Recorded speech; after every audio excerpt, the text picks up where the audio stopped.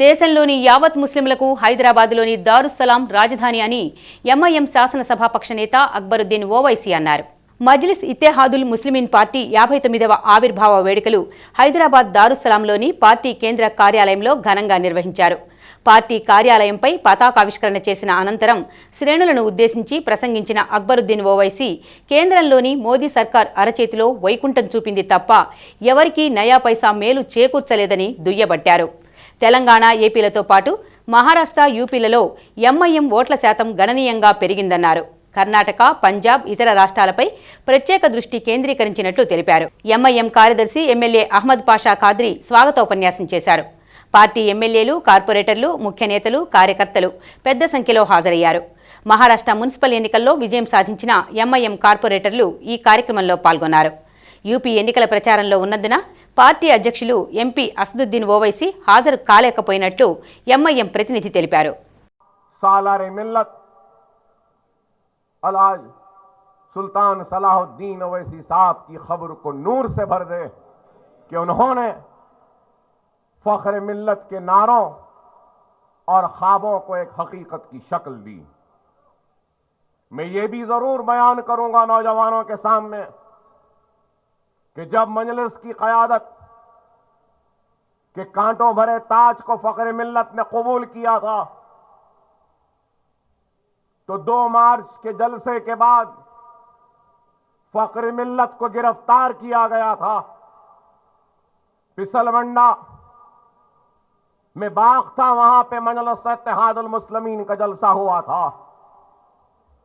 कहने वाले ये कहते हैं कि मजलिस की तारीख में कई कामयाब जलसों को मजलिस ने मुनक्किद किया, लेकिन वैसे जलसे और वैसी तादाद में शिरकत करने वाले लोगों के जोश व जुनून व जज्बे को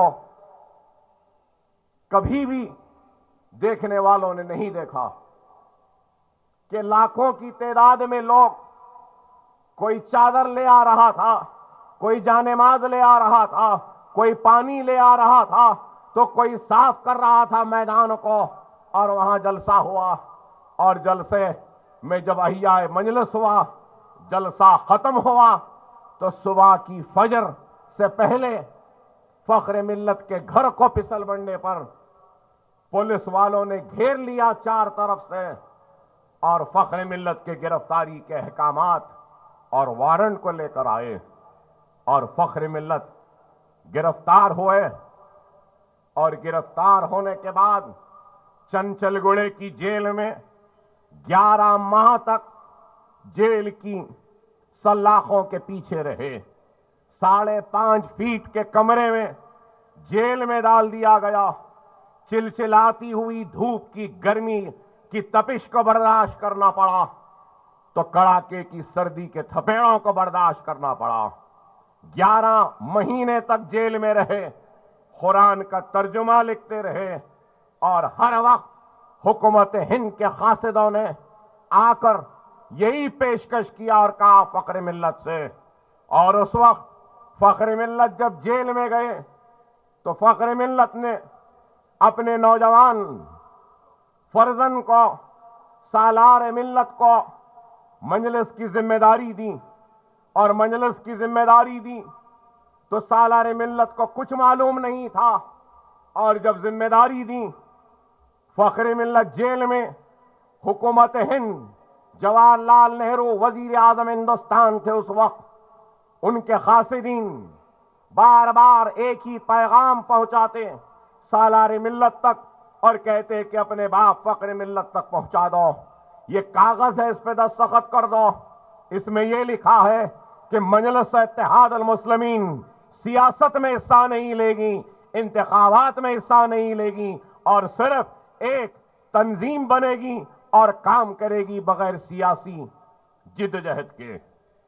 लेकिन न सालार ने उस पैगाम को फख्र मिल्लत तक पहुंचाया, न ही फख्र मिल्लत ने उस कागज पे दस्तखत की.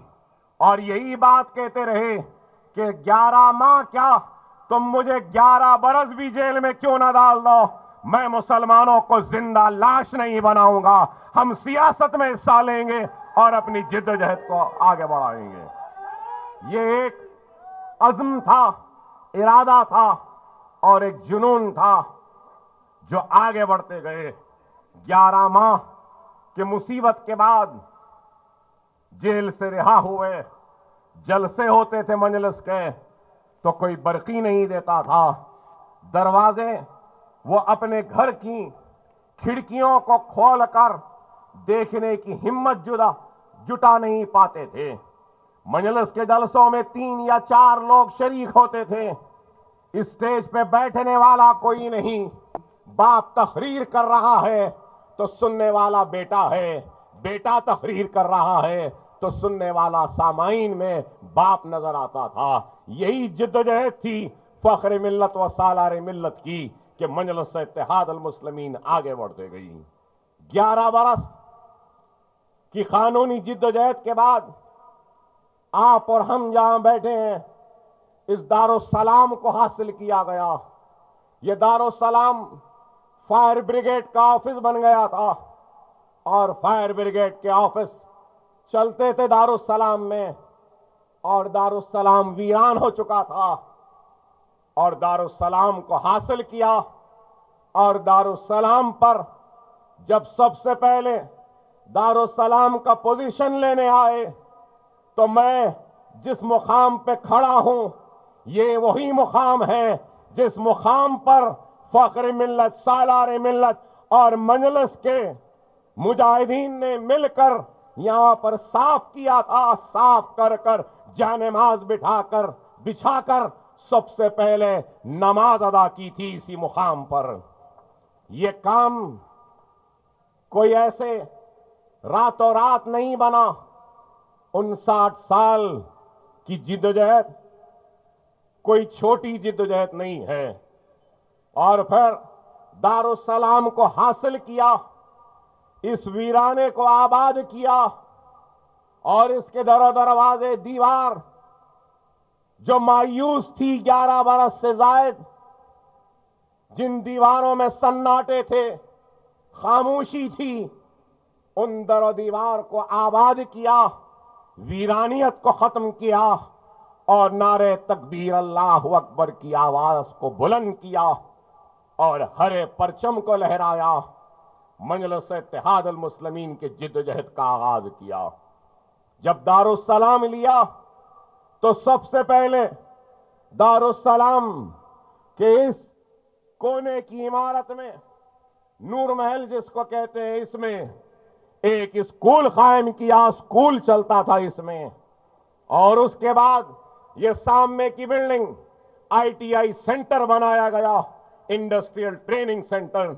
और उसके बाद में हुकूमत से लड़कर कि इतने बरस तक हमारा दफ्तर तुम्हारे पास था, हमको इसका किराया दो, इसका किराया हासिल किया। जब हुकूमत ने किराया दिया तो कहा कि किराया ही नहीं, हमको इसका इंटरेस्ट भी दिया जाए।